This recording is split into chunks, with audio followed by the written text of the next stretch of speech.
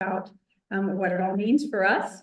And then Courtney Penn's team is going to share with us a number of important system updates, including one around where the rule promulgation process goes from here. And I believe Tequila's going to share that update, and then Kim Rule will share about pay by enrollment. So lots to keep us busy today. If you all approve of that agenda, first and foremost, can I get a motion?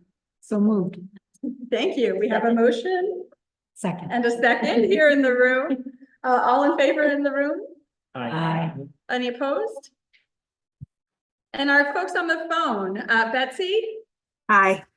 Sherry? Aye. And is that everyone? Yes. All right, I think that's the last vote we have to take today. So we're receiving a lot of information that will be helpful for future work of the committee. So with that, I will just give a very brief chair's report, which is to say that we don't have any updates other than the ones that you're going to hear about from the various team members today. So we're happy that the work that we have already approved is proceeding apace across the state. And so we look forward to getting updates in the future and a couple here today. So with that, I will turn it over to Courtney for the compensation subcommittee, which will tie well into our other agenda items today. Sounds good. Okay, we had our first ad hoc subcommittee meeting for the early childhood educator compensation study that we were tasked with via the General Assembly. We have contracted with Talent First to execute this report, this study and report. And they are going to be joining us today to talk about the work that is already underway. Super excited about this work. The data requests have been submitted or are in process. We are getting a lot of really robust data from OE CASEL as well as MPH here through the state. So we've got a lot of really great information coming our way. Our first meeting was June 26th. We reviewed the scope and timeline of the work. We confirmed key decisions with our stakeholders that are joining us in the subcommittee. We also explored some major questions within the report. And then our next meeting, we're going to have a 2-day workshop in August.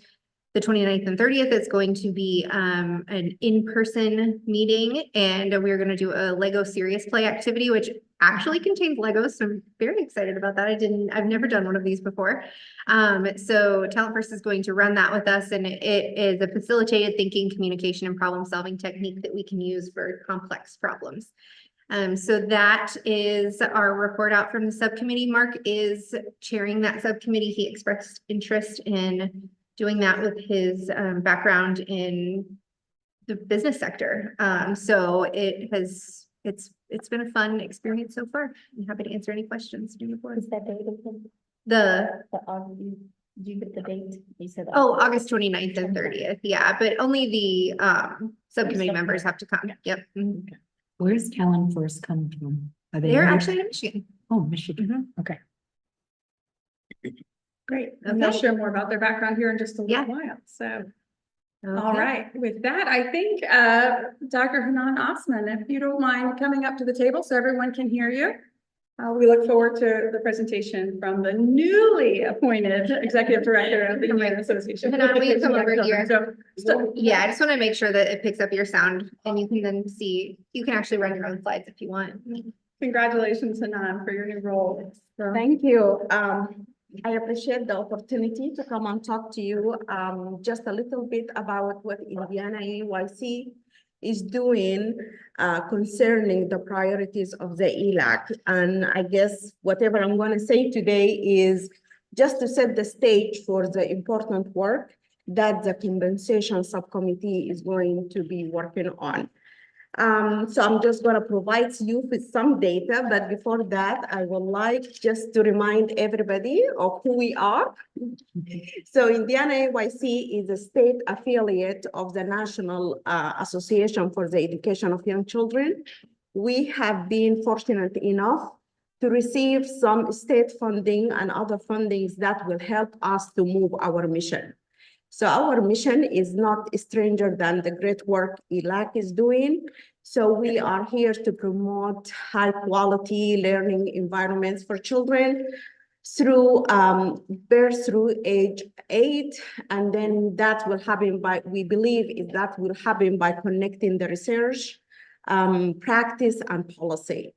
And then our work and Indiana AYC work is really focusing on the profession and the professionals. So all our projects and what we have been so far supported for, we would like to advance diverse, dynamic early childhood profession and provide support to the ones who are taking care of the young children. So most of our work is around the educators.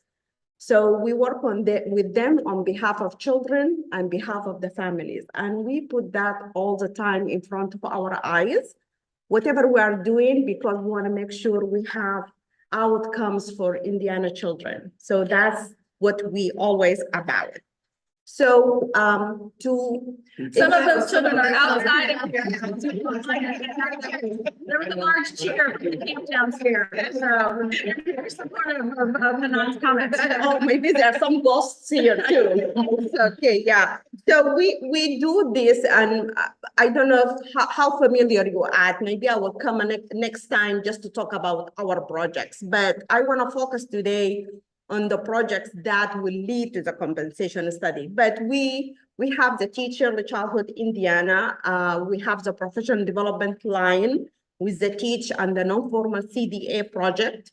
We hold the Indiana annual early childhood conference every year. And before COVID, we used to have close to 3,000 friends come to join us in that meetings, and we're getting close to that. And then we have the accreditation scholarship. We also house the On My Way pre-K managers in our association. So this is general, give you what projects we have, just because I cannot go into those. But today I would like to share with you some data that we have at Indiana AYC.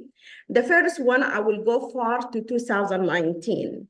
The 2019 workforce study, to give you just a snapshot of what was happening in 2019. So the first thing I would like to show you or share with you the employment benefits we found in 2019 that's offered by centers and ministries. Our 2019 study did not take the family childcare home components within that study as deep as we wanted because of the short time we got for the study to produce the study, and then also for the funding for that study. But we have found that 47% of the respondents indicate that the family childcare home, which is not part of this, have indicated that they have hired 47% of them that they needed an assistant to help them to do their work as family childcare homes. But the results were not significant enough for me to come today and report it. But the family childcare home said they needed an assistant. Some of them also, they said that 52% of the licensed family childcare homes providers, they have charged parents for weeks when they were on vacation and not providing care. The family childcare home also, they said that, and that was consistent from 2005, 2010, 2014, because the 2019 study has built on our previous work from 2005, 2010, 2014, 2019. But I would like for you to look at what our programs has been getting.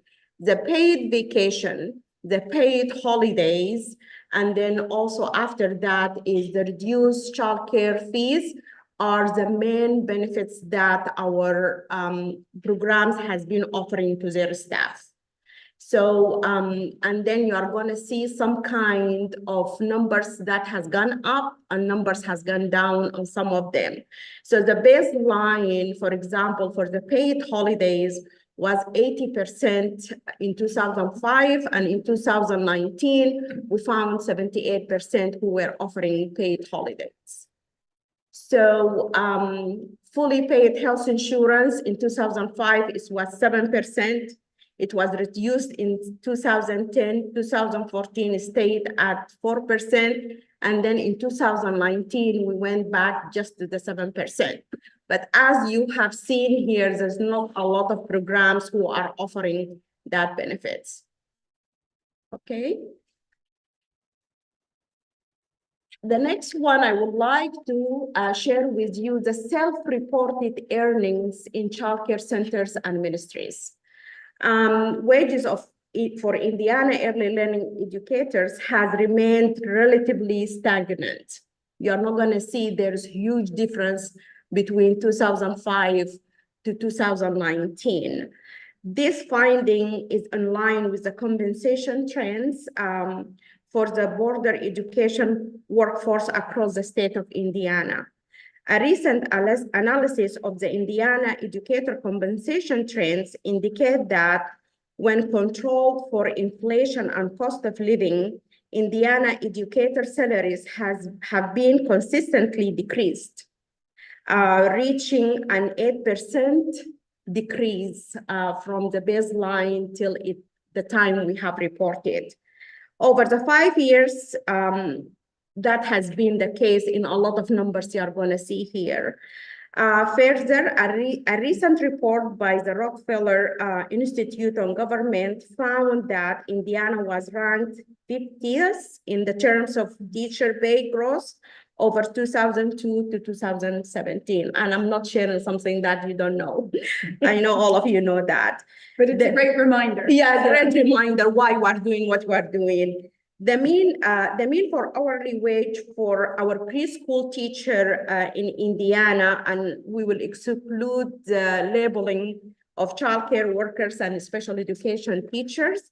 Preschool teachers is 23,984 2018. So what I'm trying to say here, these numbers are relevant to what is happening with other national institutes or research has said about Indiana.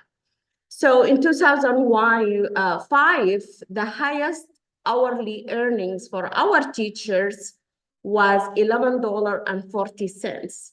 When we came to 2019, it was $15.54.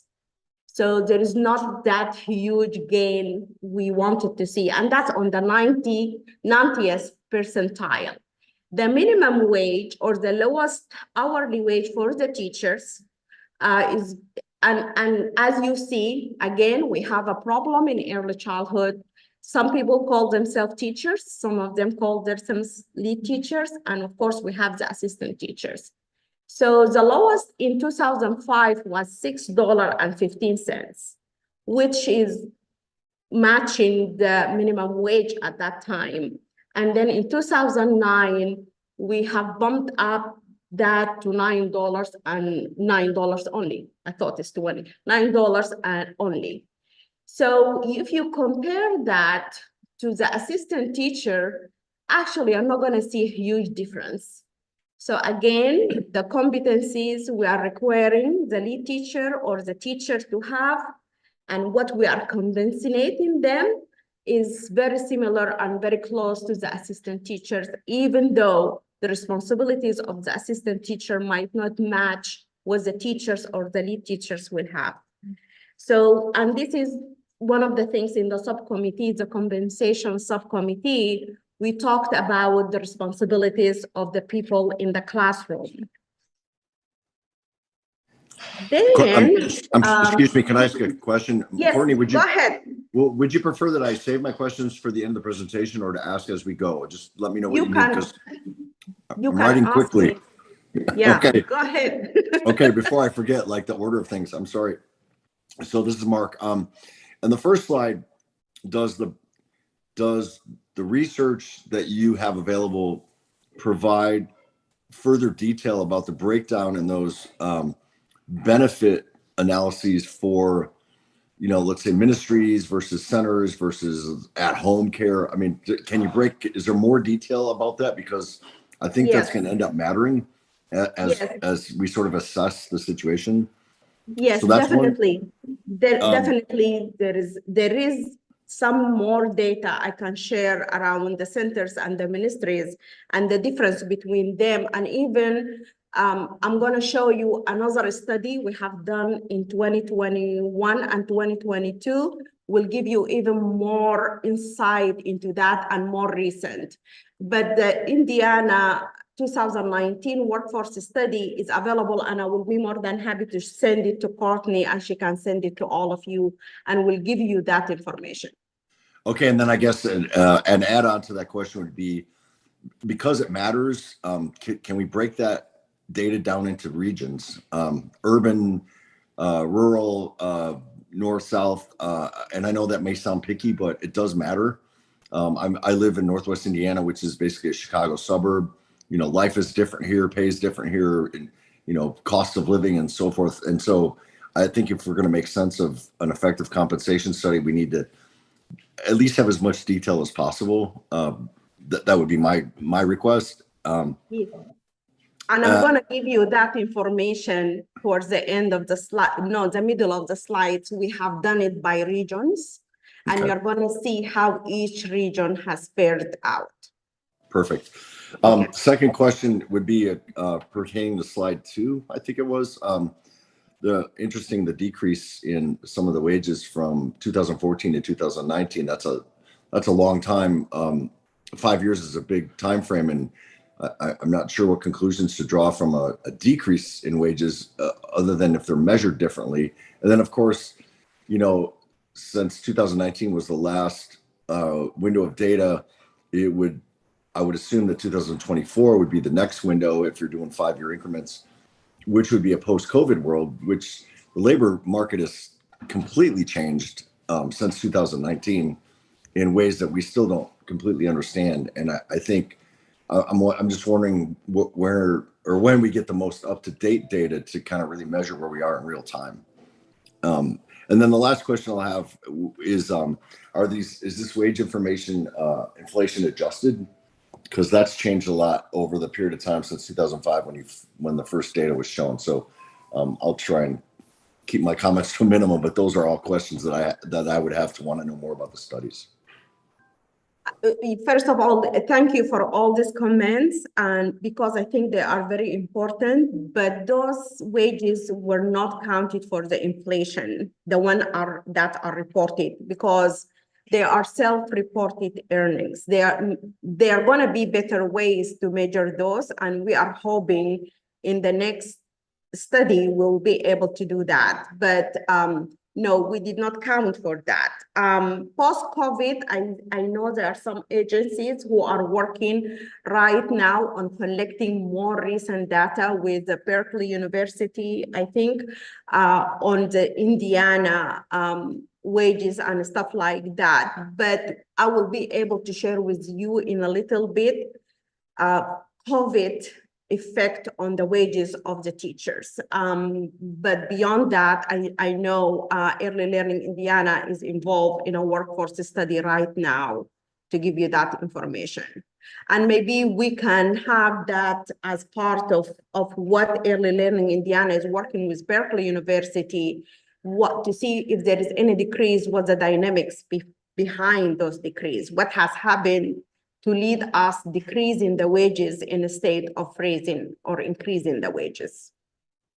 Yeah, and we are happy to share that information with this group as it's available. You know, given the importance of compensation and the workforce in general, we thought it made sense for us to take the time to go back to the history a little bit and just understand the context within which we've been working and how we, you know, approach a very challenging situation, the pandemic, with very challenging, you know, circumstances before that, as Dr. Osman has shared. And so I think this will be the first of a number of conversations that we have, and certainly the Talent First information is probably going to be the most helpful to us as we are called upon to make decisions later this summer. But we thought that the historical context was really useful and important. Yes, and we're grateful for the opportunity even to have formally compensation study on Indiana, because the topic of compensation has been like the elephant in the room. We talk about the quality of early care, we talk about the education of the teachers,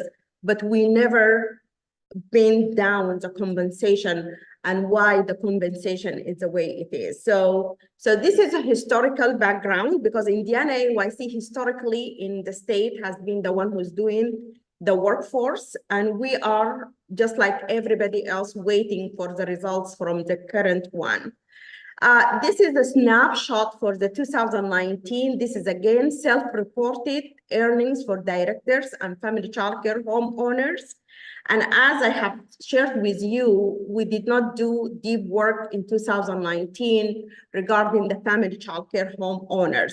But I would like for you to look at the numbers of the centers and the ministry's directors and to do the comparison between 2005 to 2019 to see the movement. It's a promising movement. We started with $19.78 per hour, and we went up to $25.58. To us, that was a big gain on those numbers. And that's what the people who are making in the highest hourly earnings in the 90th percentile. And then if you look at the people who are not making that much and they are in the 10th percentile, you're going to see that they started with $9 and their movement is not as we want. And we referred, and Head Start was part of our study. And that's why these numbers might not be really reflecting non-profit small programs in rural Indiana. So we want you also to consider that, because Head Start and early Head Start programs for teachers and directors are gonna cause our data to look much better than the reality of that. And I'm not suggesting here we should leave them out. Actually, I'm suggesting here maybe we need to have better ways of reporting them in a way that is not going to cause us to think, oh, we're doing great, we should not do anything about it. Yes, so also the graph below, it shows you the difference between the directors who are working in On My Way pre-K programs and the ones who are not working on My Way and then also their college education level. So the associate degree is the highest making money if you compare it to the bachelor's degree and some people with some college credit. So the associate degrees are making $20, and for the ones who are leading an On My Way pre-K program. Okay, I would like to share this with you because the Teach Early Childhood Indiana scholarships comes with a piece where we are asking the program to increase the wages upon completion of specific credit hours a year. And this will just show you what that requirement has led to. So comparison here, when some person has said, I have some college classes, I'm making $10, but if they are on Teach, continuing towards their completing a degree, they are making $12.46. That means that obligation from the employer to increase or having some commitment towards the compensation intentionally could lead to increase in our compensation. The associate degrees, there is not a huge difference. Another difference we have seen in the bachelor's degree. The more I'm going back and I'm in teacher scholarship and I'm finishing my bachelor's degree, I'm more recognized by my program and my compensation is doing better than the people who are not there. Okay, so this is the most recent information I'm going to share with you. And this information we have collected during COVID period. So in March of 2022, COVID has hit all of us and created challenges for already struggling early childhood programs systems. The workforce was hit by COVID. So the enrollment of children has affected the staffing pattern, and then the compensation were given to those staff because we didn't have enough enrollment. Parents has preferred to stay with their children at home. So the revenue of the programs went down, which has affected. So also, that's pandemic has shown us there is some inequities on compensation or how even the programs were fast enough and urgent enough to move to the state of crisis and the state of pandemic. So all those has led us with the Office of Early Childhood. At that time, we hired what they're called right now the Regional Workforce System Coordinators, and we have conducted the 2021 Indiana Early Childhood Workforce Report. So we have contacted around, surveyed around 442 or 58% of the licensed childcare administrators, 838, which is equal to 40% of the licensed family childcare homeowners, and 270 or 38% of the unlicensed registered ministries administrator. And 49% of the legally exempt providers. So the data I'm going to show to you, if you don't mind. Oh, yeah, go ahead. So we use the same instruments we have used in our workforce study. We have conducted interviews. Sometimes when we're talking to them about their accreditation scholarship, we use that time to collect the data we need, and we move that into submittable forms to have technology that will help us later with that, and we collected this information. I just want to let you know this is a snapshot of the pandemic and what they have done at that time. The data I'm going to talk to you about, going back to the question I had on the phone, this is how we're going to report it. We're going to report it by the Department of Workforce regions. So region 1 is Northwest Indiana. Region 3 is Fort Wayne. So I'm just reminding you, when you see those data, you refer back to the DWD map, so you will get better understanding of what we are giving you here. The first slide on this workforce profiles is really going to talk about what we have collected. So that it shows you the total numbers. It shows you the number for the registered ministries. It shows you the number, just the number I talked to you about. Out of those 1,697 programs, 1,018 of those identify themselves as people who have on my way pre-K, or they have some kind of agreement with the state to provide that care. Only 364 of those were accredited programs. Again, will show you again the how we have collected, and again the total number was 1697, and then you can see in total what the numbers we had concerning each one of them, but the colors always make it very pretty to look at. So I want to talk a little bit about the average hourly wage here. That these numbers, or these total numbers we have collected, we found that the LLEP, the legally licensed exempt programs, the average wage for the teachers there was $15.94. This is the highest reported in hourly wage. The licensed centers were the second, and it was $13.68.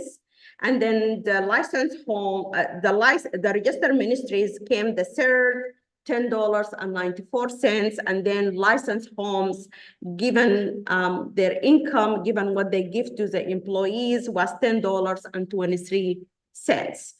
Region 3 is Northeast, Fort Wayne area. We have found that the highest average wage was $13.63. Region 5, which is Marion County area, we found that the LLEBs are paying the highest, which is $21.09.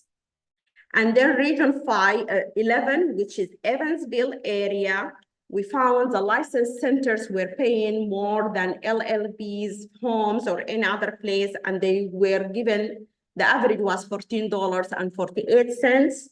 And then region 1, is the registered ministries were paying the most, and region 1 is Northwest Indiana. In Northwest Indiana, the ministries were paying more than anybody else. And then family childcare homes also were paying a lot of money in region 11, which is Evansville, which is $11.06. Certainly shows that variability you were talking about, Barb. Yes. And if you need more information to each region, we will be able to share that with you as well. So this is the assistant teacher. I'm not gonna go further on this, but it just gives you some idea. And I shared with Courtney the presentation if any one of you would like to have that information. Okay, so this is by auspice. So this is telling you just a visual for you to see how we're doing. So we found that overall, that teacher and assistant teachers were making $12.32 in licensed centers and ministries. That was the teacher average hourly pay. Legally licensed program and the reporting, mainly they were in public schools. They have reported the highly hourly wage average of $15 and $94 for teachers. So this is the same information I shared with you, but again, I would like for you to look at the comparison between assistant teacher to lead teacher, and the colors, the gray one is LLEBs, and it's winning in the 2 categories for us. When I look at this, the left is teachers and the right side is assistant teachers? Yes. Okay. Yeah. All right, so the next slides I would like to share, this is the turnover. And why I'm sharing turnover? Because if you don't pay me well, I'm not gonna stay. Right? Is that a message to your board? Yes. So the turnover rate is very important, and research and teacher scholarship data I'm gonna talk to you about later is really confirming this information. The turnover is highly in registered ministry is 28%. That was the average of the turnover in the registered ministry. This compared to an average percentage turnover in the legally licensed childcare exempt programs, LLBs, is 15%. See, there is a connection between that high wage you are giving to me to what, if I'm staying or not. And then family childcare homes was 24%. And this is not per region, this is just the general information or the average of the whole data.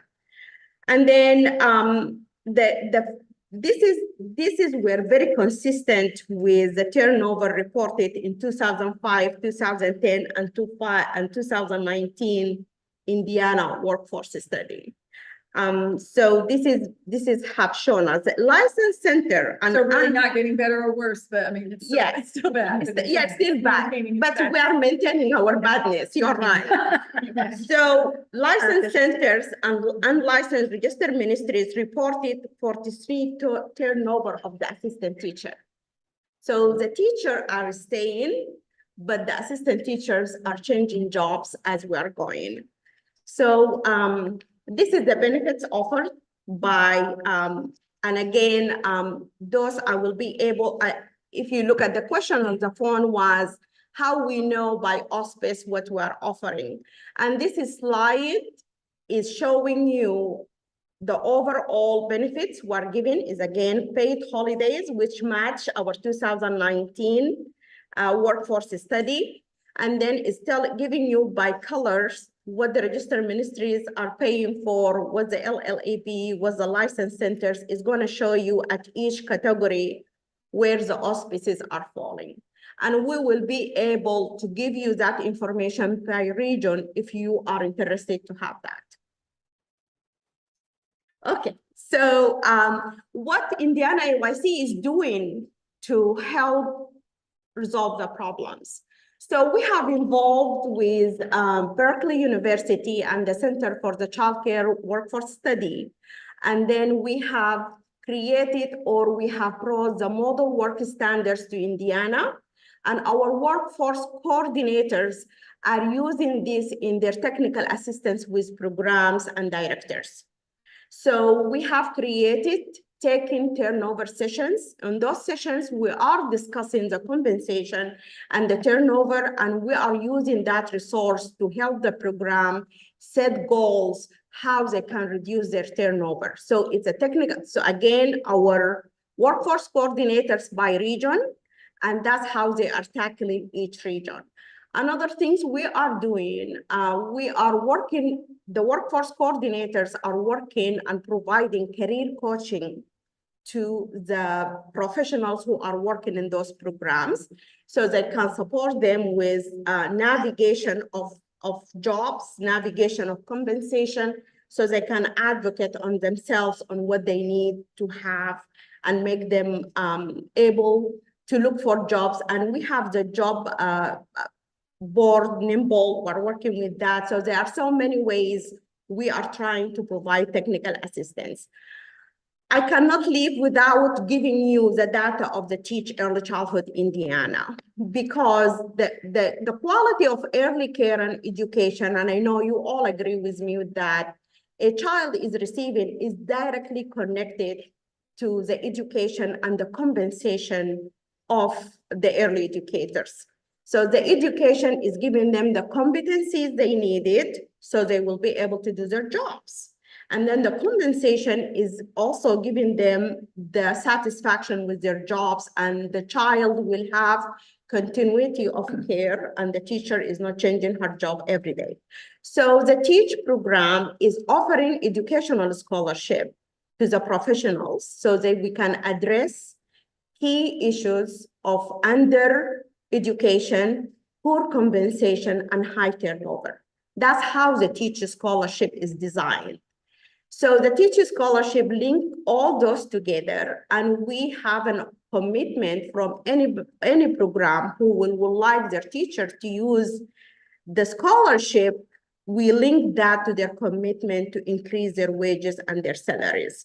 So this scholarship program is funded by the Office of Early Childhood through the CCDF, CCDBG funds, and administered by Indiana AYC. I would like to show you some data, and this will be the last data sources I'm using with you.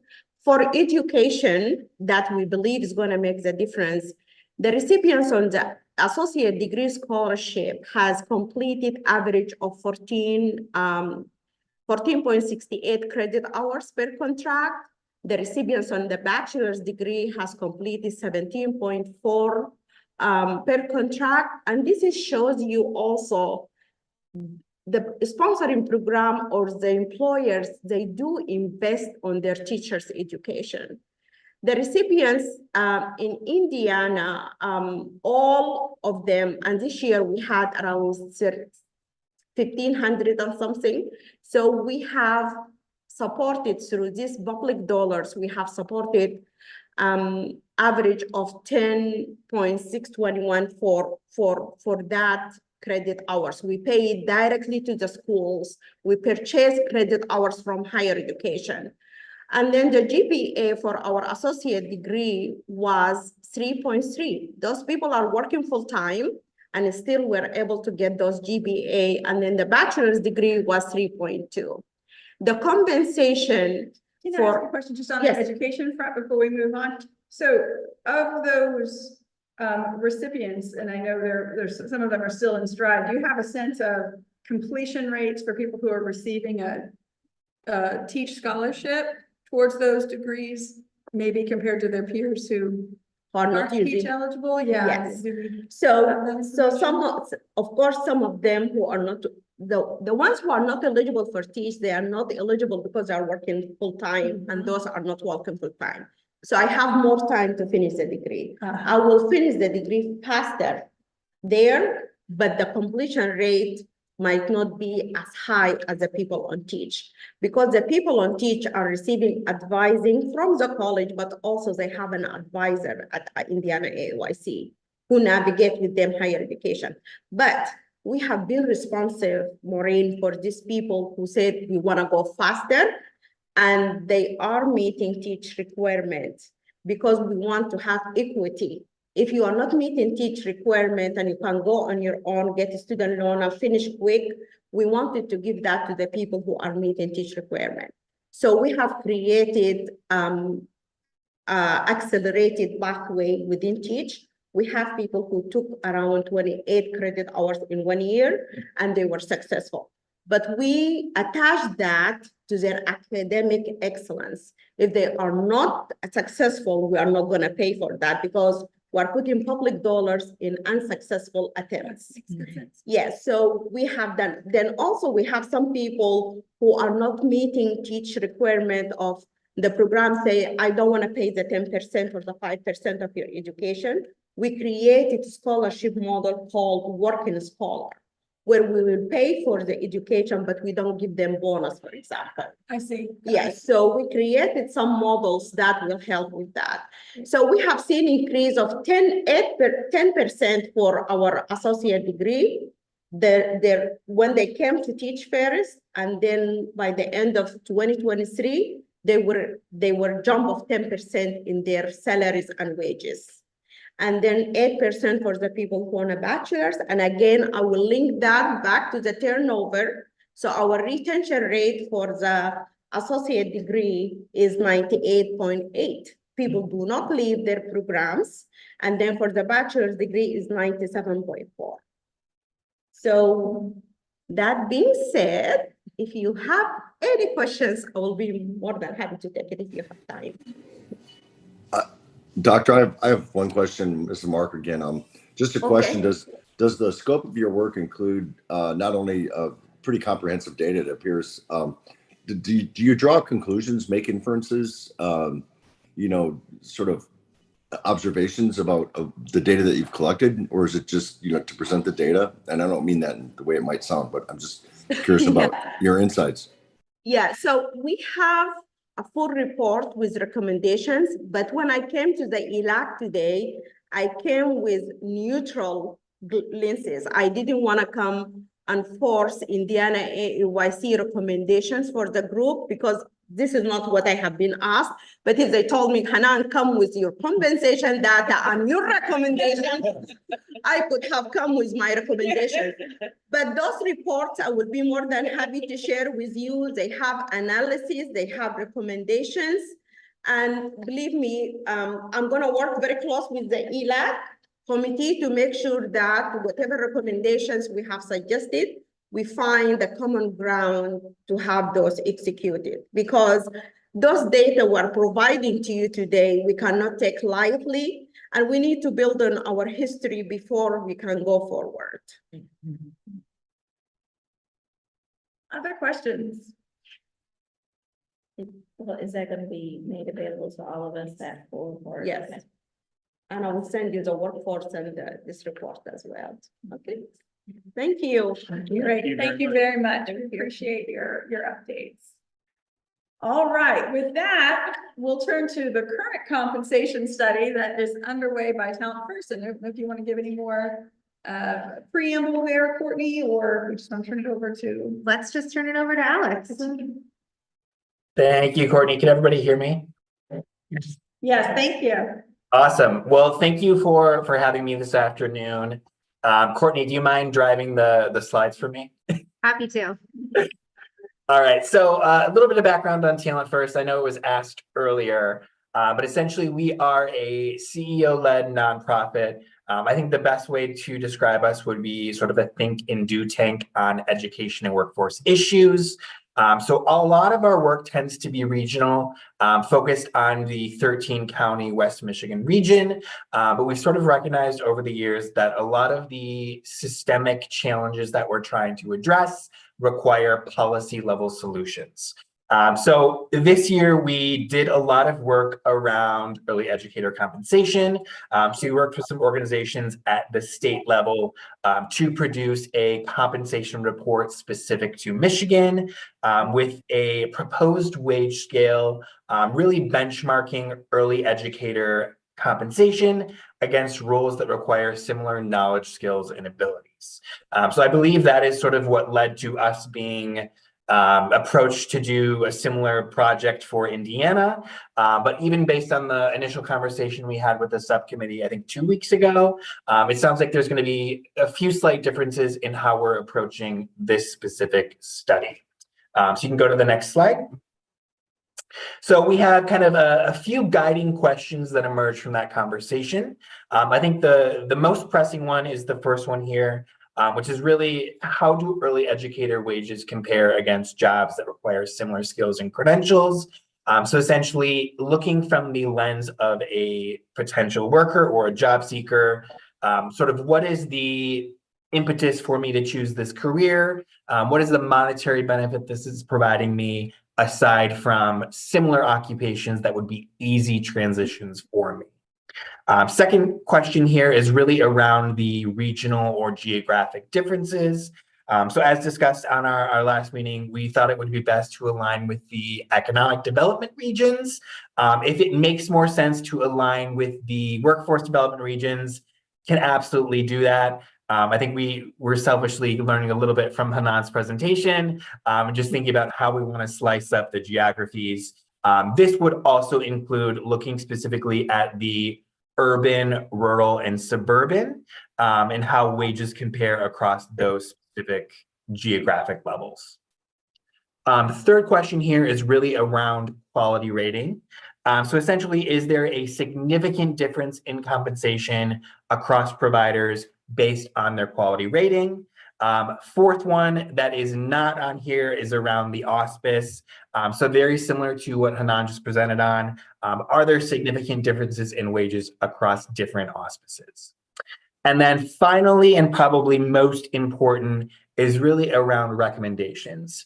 So once we sort of get a lay of the land and understand what the challenges are, what can we do as a state, maybe regional policies, local policies, to actually address compensation in a sustainable way? This is something that transparently we are still figuring out in Michigan, because we definitely have a lot of research to lay out the case and understand why sustainable compensation is important. We haven't really figured out the perfect solution yet. So this element of the project will comprise of a scan of what policies have been proposed or implemented in other states that could be replicated and scaled in Indiana. And then we'll kind of go through a process with the subcommittee to actually prioritize those, to really figure out what actually makes sense based on what the data is telling us and based on the context and political environment of Indiana. And we've got kind of 4 main pieces and parts to this report. So first is obviously looking at compensation. So really analyzing the wages of these roles. Second is really around this policy recommendation framework. So looking at potential policies and understanding strengths and weaknesses associated with each approach. Third is this priority identification process, which is essentially the Lego serious play exercise we'll be doing in late August. This is really to help us all align on what the current state is and what the actual problem that we're trying to address looks like before we actually go through the process of essentially selecting and prioritizing the actual recommendations. We'll also be producing a public-facing dashboard. We have discussed doing this based on legislative districts. So essentially, you'd be able to see the data spliced up for a specific legislative district, looking at compensation across all of these occupations, auspice, really whatever level of detail we can provide while still maintaining kind of the individual level privacy. Great. Really helpful overview. And I guess I would just say in terms of whether it's ready regions or DWD regions, that's a question I would probably just put to the state leaders and, you know, whatever is sort of most relevant in current state thinking is probably the right answer for this, and I think either is really viable, so I would start there. And then I have a question, I think more for Courtney and team, but that is, I know for a long time, and I think you still are, you were collecting sort of open seats enrollment information on a monthly-ish basis from providers. And is that still information that you have? And if so, could we layer in the enrollment or open seat information so that we could just understand the relationship between how compensation varies across the state and how successful or unsuccessful providers have been closing open positions and therefore enrolling more children? Yeah, I think the short answer would be yes. Yes, and we've had some of those conversations based on some of our SCA two responsibilities, which is that voucher mapping of supply and demand as well. And so that's been some of the internal discussions we've had as well. So I That's think great. something we could align. Yeah, it might just be interesting to bring those two Yeah. things together and you know, sort of layer that perspective into the work that's happening here. Great, I think it's gonna be exciting. And I know you're about to walk us through what I think is a very tight timeline. That's how we roll around here. Yes, so timeline is very tight, as mentioned. We have already begun looking at some of the data. We were able to get access to the market rate survey data very early on. So thank you, Courtney and team, for that. Still waiting on some data from MPH. So we are kind of doing our due diligence to get what we can now, understanding that the turnaround for MPH in the data from the state is probably going to be a little bit later.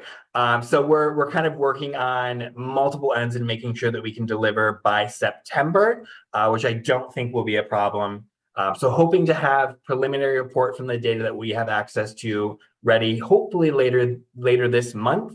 Again, a lot of that will tend to be informed by the timeline on MPH and whether or not we can get data in time from the state. But even if not, we do have data through Lightcast that we can weave in, as well as using some public data from the Bureau of Labor Statistics. Questions from others on the committee? If not, I have to look at the owl and not look at the screen. I'm not used to doing that, so I'm sorry if I'm turning my back on you electronically. I just want to thank you all for doing the work, and Mark, thanks for leading the subcommittee around this. I know it's a challenging topic with no easy answers, and I appreciate the participation of all those subcommittee members and your leadership there.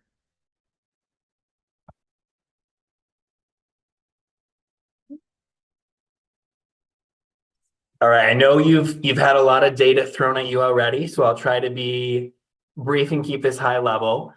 So again, very early preliminary findings from the data that we have access to, which does not include the data that would be provided through us from MPH. So if you look at employment indexed back to 2001, you'll see that the ECE workforce has rebounded from COVID. So you'll see we're at about 13% growth from where we were almost a little over 2 decades ago. So I think that's good news. The bad news is that it does lag neighboring Midwest peers, as well as the nation. So that orange line there would be Indiana. The lighter blue would be Michigan. The national average would be that green. And then Ohio is kind of leading the pack there at 36.7%. And so if you want to go back there, so if we were to mirror growth rate, sorry, do we have any theories about Ohio? no, I can look into that. Got it. And just given where the national average is, do you know where Indiana ranks overall at 13%? It's got to be fairly low by comparison. Yeah, I believe it is fairly low. I have not looked at all of the other states, but I can quickly look at that and get back to you. Oh, that's helpful. That's fine. I was just curious. Yeah. Point I want to make here would be that if we did mirror the national average, which would be 34.7%, You'd add a little over 3,000 workers to the childcare sector. So if all of those tended to be teachers, that would equate to about 38,000 additional slots. So that is a huge number, but I'm guessing that is only going to pale the demand that parents are actually kind of seeing for those slots. All right, so if we look at supply versus demand, so essentially what we're looking at here is the ratio of graduates from post-secondary programs aligned to early childhood compared against job openings for early childhood roles. So I think the good news here is that the gap is closing. Bad news is that current post-secondary pipeline is only meeting about 63% of demand. So if you click again, you'll see that that means there are over 2,400 job openings that go unfilled every year, simply because there are not enough graduates who are actually going into the field. Alex, I have to ask this question because I pay attention to this statistic quite a bit in my job. But how is this relative to, let's say, other industries? Seems like it's kind of right in line with the way the rest of the job market in its entirety is sort of behaving right now. Yeah, it's definitely not exclusive to early childhood. I will say I did a very similar exercise for some of the manufacturing jobs in Michigan, and we're at about 25%. So from that context, I would say this number looks pretty good. But all in all, this is a very critical role. And the fact that we are not necessarily at a one-to-one is still cause for concern. Because that means we are kind of doing a disservice to parents. There's just not enough incoming talent into the field. I think the other thing that we need to look at is the retirement risk. So I would have to imagine some of these folks are at risk of retiring, which could definitely influence this ratio kind of in a negative way towards the future. Two other small points, I think. One is I just want to be careful that we're not trying to solve, we're not looking at solving a labor problem in general. We're looking at trying to address a industry specific problem in our case, number one. Number two is I'm wondering how Senate Bill 2 last year affects how you might think that would affect the available labor force, I guess, reducing the age from 21 to 18, and could that be impactful to our specific situation? Could you repeat the first part of that question? You kind of broke up a little bit. Sorry, Maureen or Courtney, maybe you could more expertise on this, but the Senate Bill 2 addressed the age, available age for the workforce, right? For infant rooms in particular, lower the age from 21 to 18.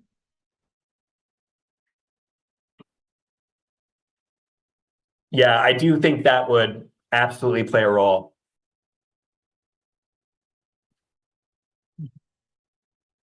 Great. So we'll think about that too as we go forward and layer that in.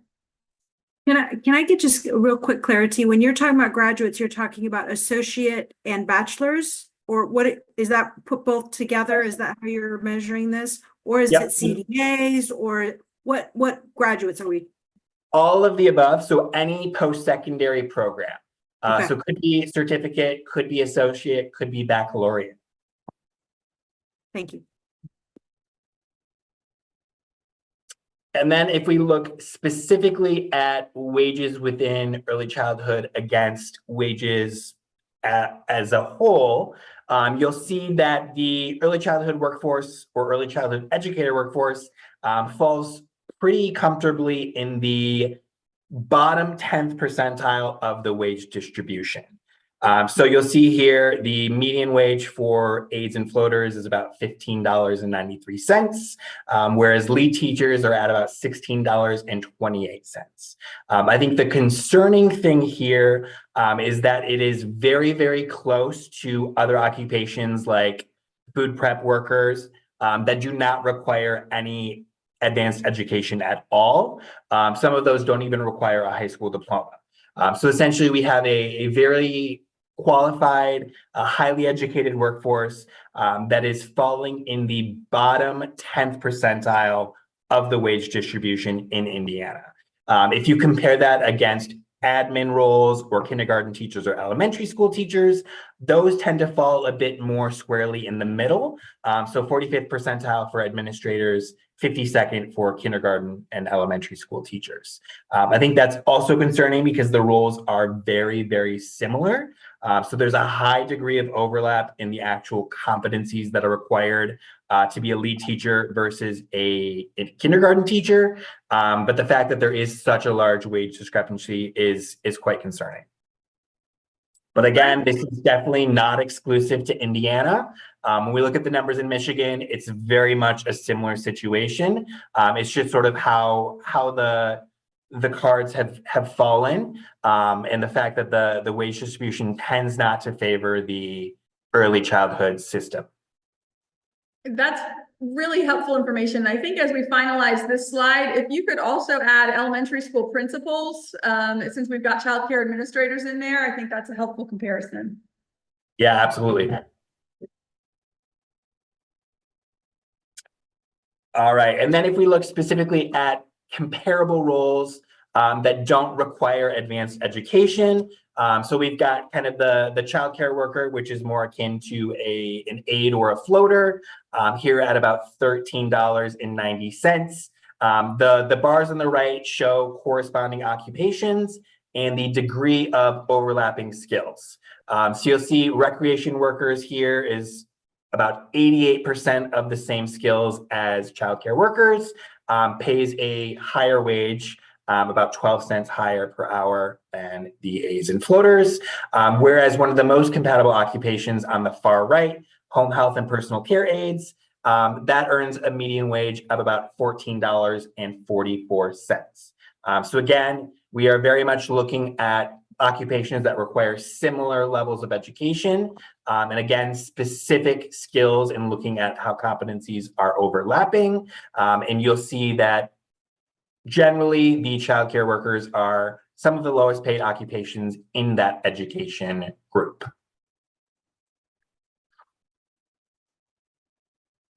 Kind of a similar story here if you look at roles that require an associate's or above. So for here, we're looking at lead teachers, assistant teachers, and substitute teachers. Overall, the median wage there is $15.54.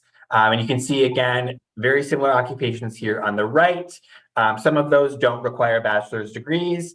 So like stockers and order fillers, that's generally an associate degree.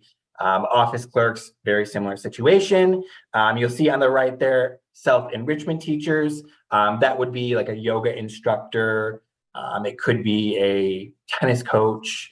That role has 96% of the same skills as a lead teacher or assistant teacher or a substitute teacher. And the median wage there is over $2 higher than what we're seeing for our lead teachers.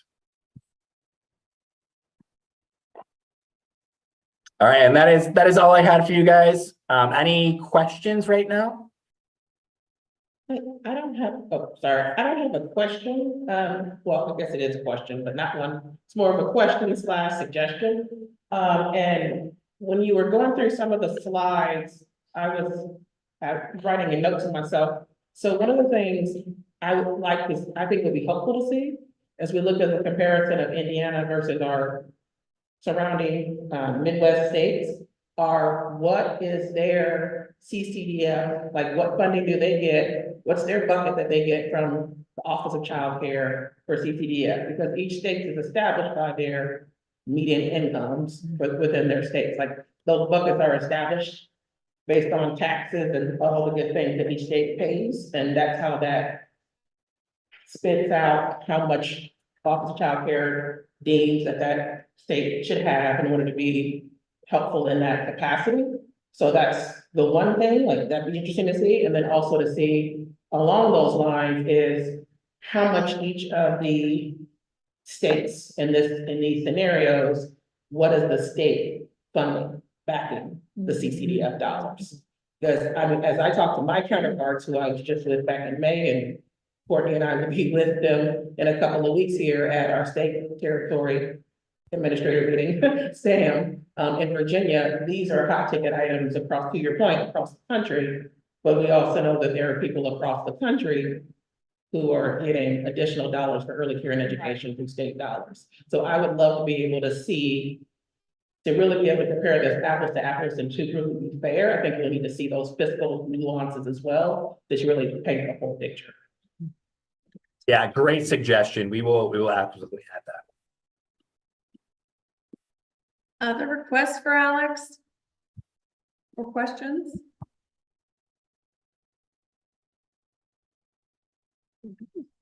Really, really helpful, daunting task. So thank you for the interim update, and we look forward to continuing our conversation. Yeah, And more to for come. all of your ideas to solve it. Yeah, more to come on this soon. Thanks, guys. All right, take care. Thank you. All right, with that, we are going to switch gears entirely to our regulatory reform efforts. And Tequila is here to give us an update on where we are in the process, what happens next. So thanks for being here. Thank you. Tequila's here to give a very brief update of where we are in the process. And I don't know if everybody knows. Oh, you. sorry.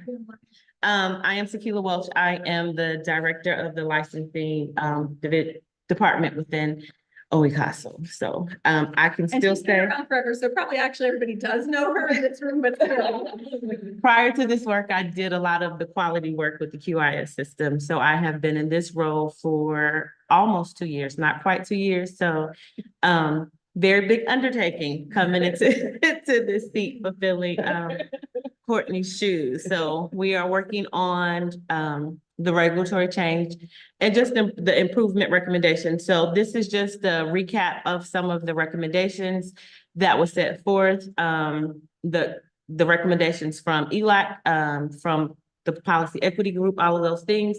So one set of rules that apply to all settings, the streamline of the regulations and health and safety standards, generally maintaining the current ratios and group sizes, establish a more direct measure of staff qualifications, and provide more flexibility in facilities through alternate plans. So these are the things that we went back to our office to discuss how we would move forward with. And so I chose this slide intentionally because this slide really sums up kind of where we were in our feelings. Yes. You know, some of it was an absolute yes, you can do yes to many of these things. Some we had to do more research, right? We had to think about it. We had to bring other people to the table. We know that we can't make all of the recommendations by ourselves. And then we heard from providers. They had a lot of questions. So Courtney's emails, my emails. And so we are being responsive to all of those things, taking all of those things into consideration as we move forward with these recommendations. We heard from many providers from different hospice types. So we will take all of those things into consideration as we move forward. And so some of the things. The explanation on that. Some of the things that we've already done, like I said, we've worked as an internal team, we've worked with our legal team, we've talked with the governor's office, we've identified the external partners that we have to work with, like the state fire marshal, IDOA, even the health department, you know, because some of those are building requirements that we're asking to change. So we know that OECASL does not have permission to make all of those changes by ourselves. So we have identified those partners and we have meetings in the works to be scheduled with them before we can move forward on some of those recommendations, right? So some of that depends on what they say for us, you know. Fire marshal could or could not say that we could make some of these changes in a child care home or center or ministry. So we have to make sure that we have all of those things worked out before we move forward. And then we identified a third party to assist us with writing the rules, and that is NARA. And so they will help us with the rule writing. So what's ahead? Like I said, we will meet with all of those partners that I just briefly described. And we're working on the implementation plan. As you know, that we cannot say that we're going to create rules and they're gonna be out tomorrow, you know, this is the timeline. And so even with the promulgation process, it takes time because we have to have public comment and all of those things.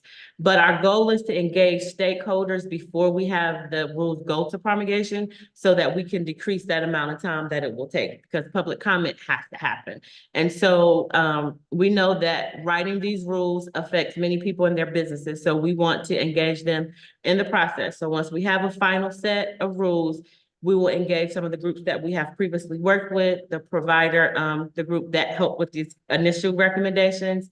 We have advisory groups, and we will connect with Spark and some of the groups that they have, just to bring people to the table to look at the rules, to see, to get a response to them before we actually put them out. And then we will still have to go through the true promulgation process and still open for public comment. So this is still a couple of years, to at least 24 to 30 months out process. And then I just briefly want to talk about some of the things that we are doing in response to some of the recommendations that we can already do, right? And so a lot of things that came out was about even the processes within the licensing team now, and the way we regulate, and the way consultants work in the field. And so we've engaged CIA, Change and Innovation Agency, and they're helping us redo our licensing. We're basically doing an overhaul of how licensing works. You know, we're creating new policies and procedures. We're looking at how we regulate in the field, just kind of streamlining some of our processes.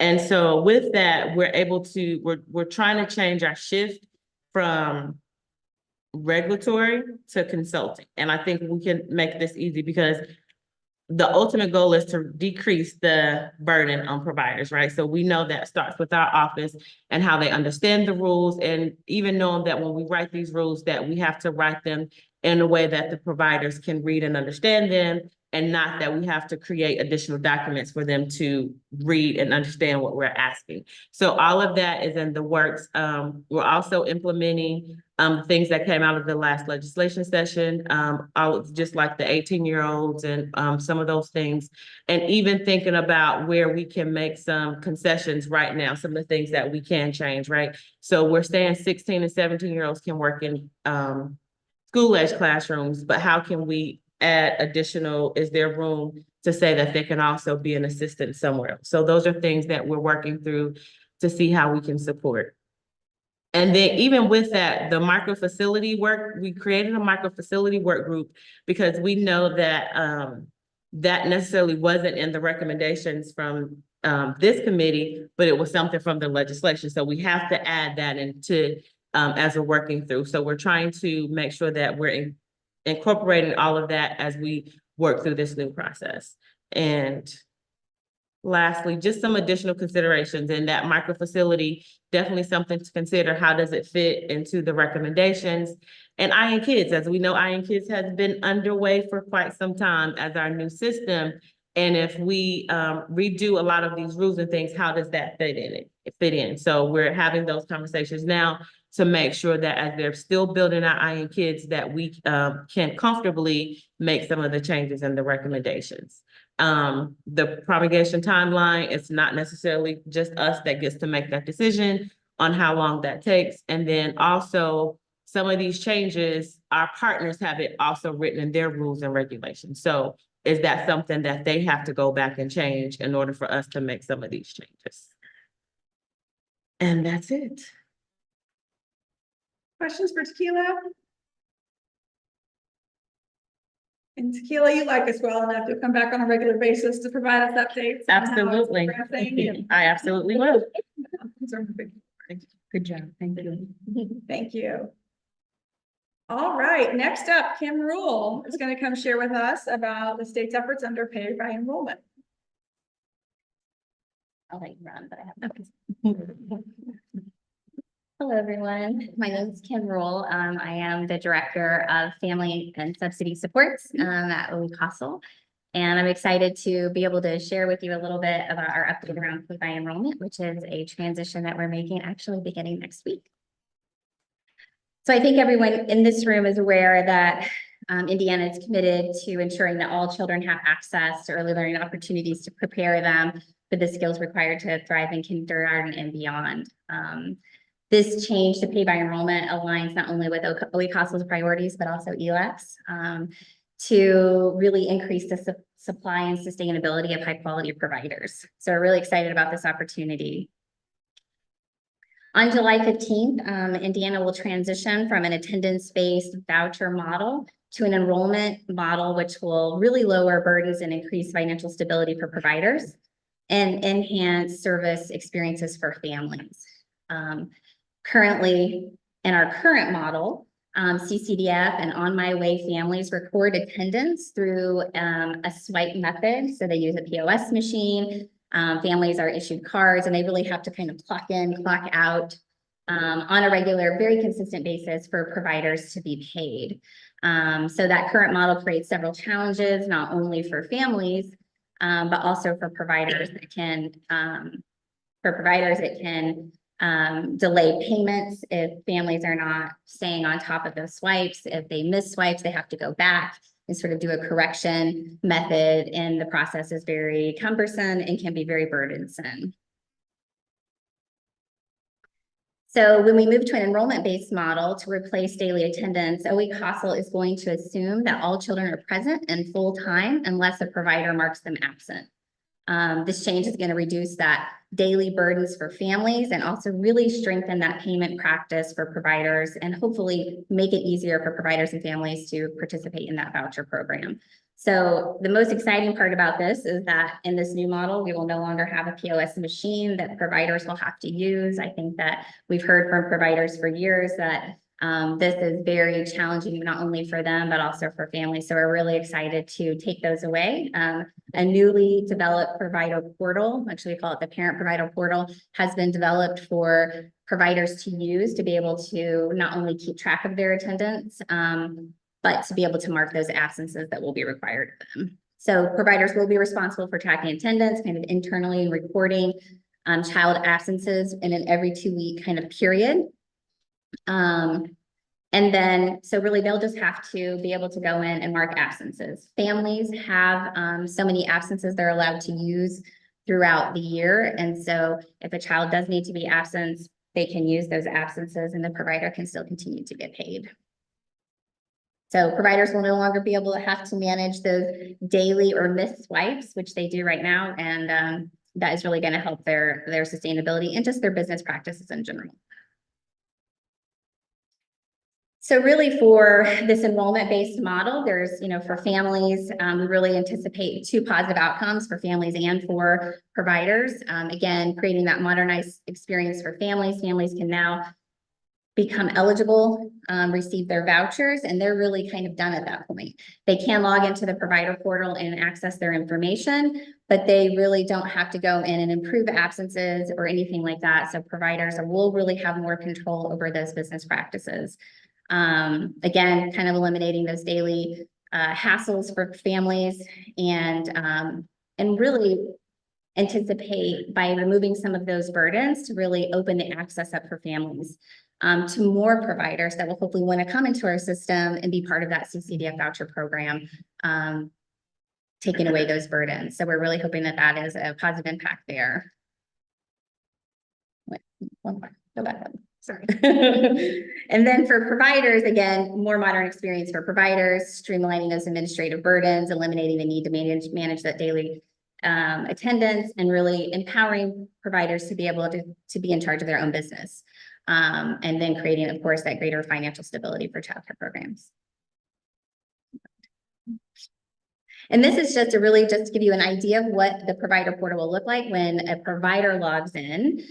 They will be able to see their roster, the children that are enrolled in their programs, as you can see across. I know it might be kind of hard to see for those in the back, but everyone's marked P as present.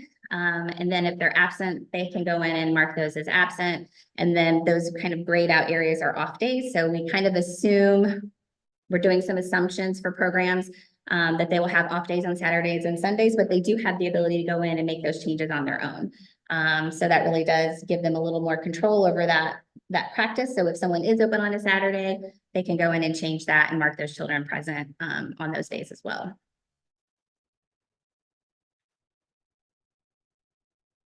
And if you've been tracking along with some of other OE CASEL's initiatives, our CCMS initiative is really going to be a great connection to this pay by enrollment system.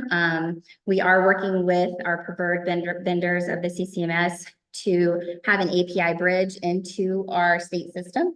So any providers that are working with any of these vendors are going to be able to track their attendance in that system. And when they submit their attendance, it's going to come over into our state system, and they will be able to submit their attendance that way and get paid. So really excited about that connection. And hopefully providers are too. And just a kind of a high level, how that works, providers are going to track their enrollment in that supported system. They're going to send that over, and then our state records and enrollment data will be collected there. And then we will pay those providers for their excellent work. So as I conclude here, I just wanted to share a little bit that this project, I know that we've probably had some updates along the way. This project has been going on for a little over a year. So OE CASEL's been really working hard to develop this model.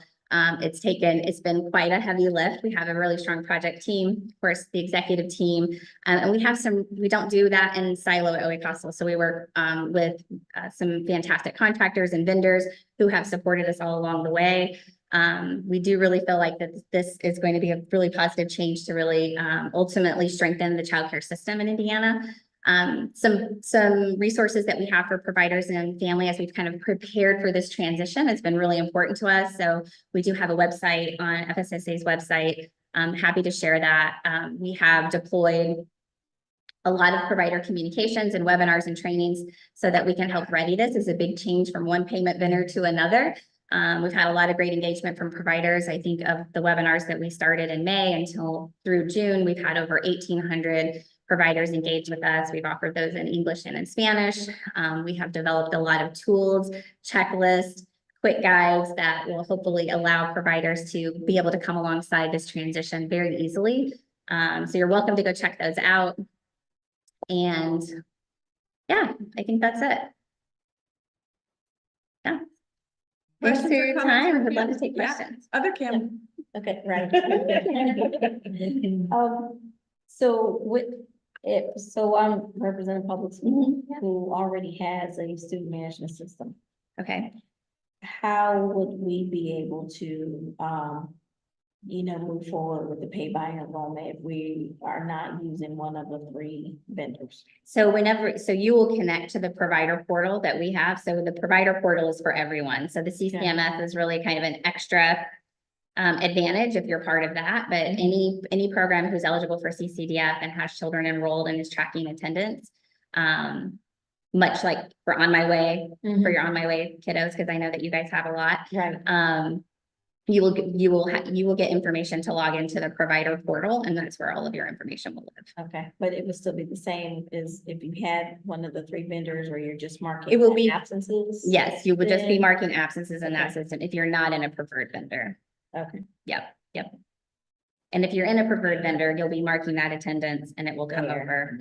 And what student management system do you use? Power School. Okay, Mhm. yeah. Yeah. Yeah, I think we have some thinking to do, like what does it look like in the future, for sure. Other questions for Kim? Yeah, I'll just say, I mean, it doesn't sound like an enormous thing, but it's an enormous thing. And speaking from a provider perspective, and the amount of time that we spend Yeah, talking with it's families, the- chasing families, huge it improvement. would surprise all of you. Exactly. You know, as we're trying to build relationships with families, it's the last thing in the world we want is them Right. ducking and avoiding us because they don't have a car, and so I think it's really a nice process improvement, and I appreciate the effort that's gone into getting us to this place. We're very Yeah, excited. and Yeah. if we could just add from a optics perspective, right? Like, there's been times when my child was in care, and even now he's in before and after care, right? And you stand there, wait for your child while people are swiping, and like, I always wonder, like, do they feel some kind of way? Because I'm not swiping. And so I think there's another layer and from a consumer education piece for families, where it's like, my business is now the Yeah. business that happens between me and childcare, not Right. for public consumption, to know whether I need Yeah. subsidy or not. Absolutely. And I think Yeah. too, a big challenge we have, almost the majority of our vouchers that we issue every year are for school age programs. And a lot of times how families drop off and pick up are those POS machines and swiping are almost impossible. And so this is really going to help those not have to go backtrack attendance and figure out how to reconcile their expenses in that way. So that's going to be another big piece. We're excited. Great. Thank you, Kim.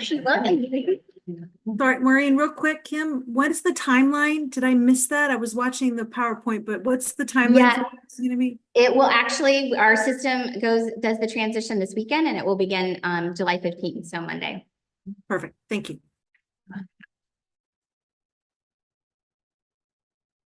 All right. Any other items from the committee before we open it up for public comment?